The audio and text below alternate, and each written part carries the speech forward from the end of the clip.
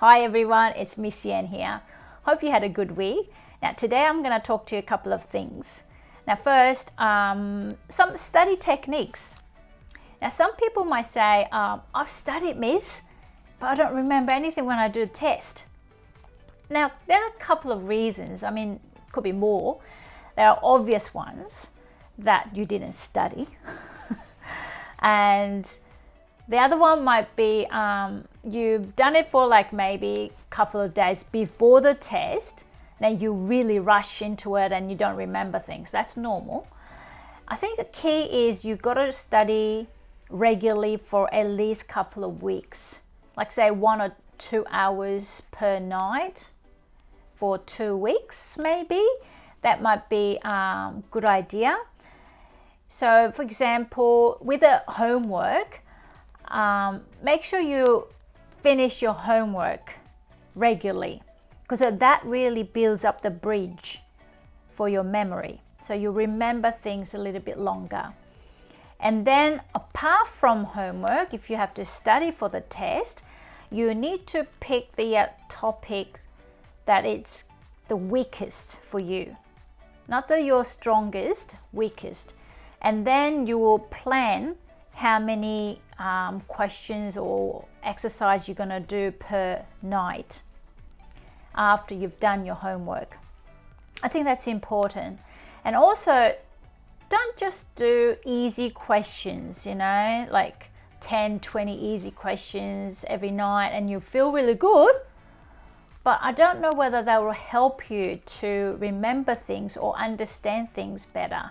Because it's about quality, not quantity.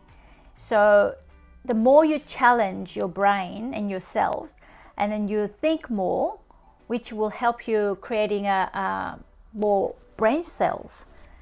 So I think it's important you do more challenge questions more often, okay, to improve your skills.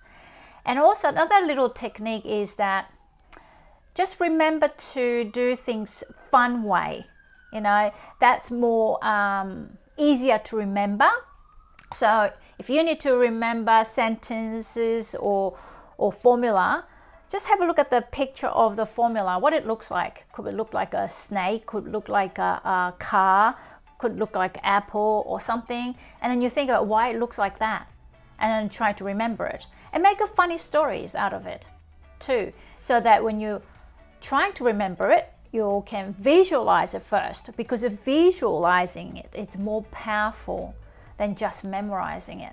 So use that technique as well. And then thirdly, do it lots of practice. Yes, practice is important. So first you do it regularly, spread it out, do things regularly, and then visualize it. And then third, do it, practice, lots of practice. Okay, so if you do those 3 things, I think you will get good results. Now, next one is something that I would like to dedicate this video to my Year 9 students. Students who are having difficulties at the moment in their lives.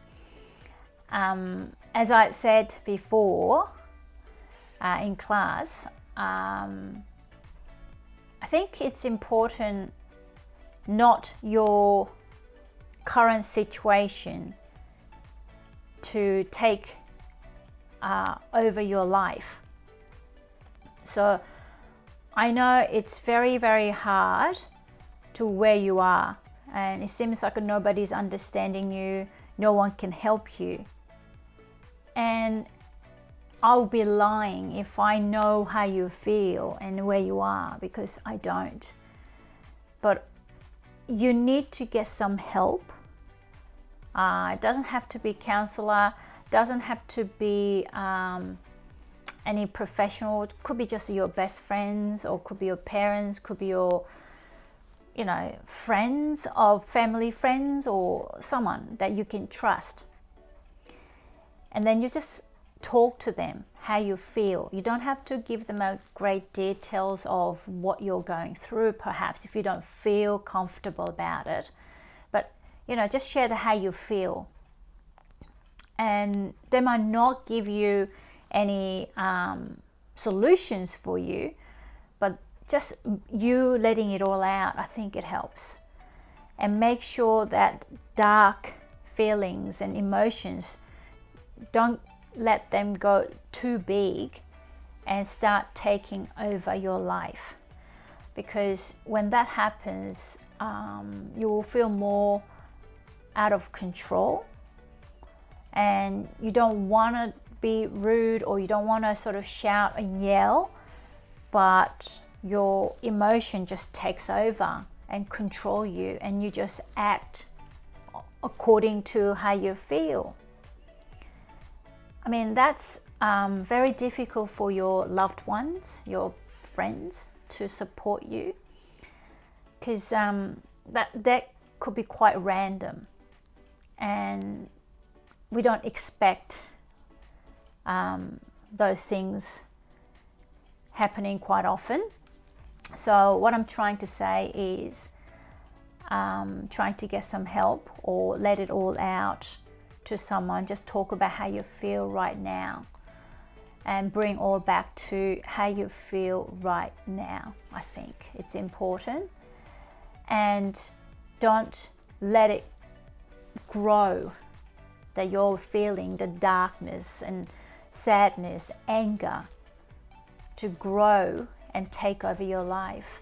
Because if you do, you're sort of living the same sort of day, that feeling disappointed and angry every day, which is not something that you would like to do.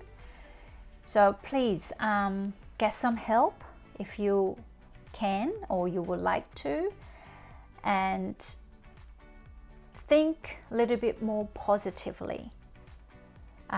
Step back, perhaps outside of that darkness you feel, and think about other people. Maybe perhaps, I know you're really can't afford to think about others at the moment, but perhaps to think about your friends, your family, anyone, your dog or your cat even.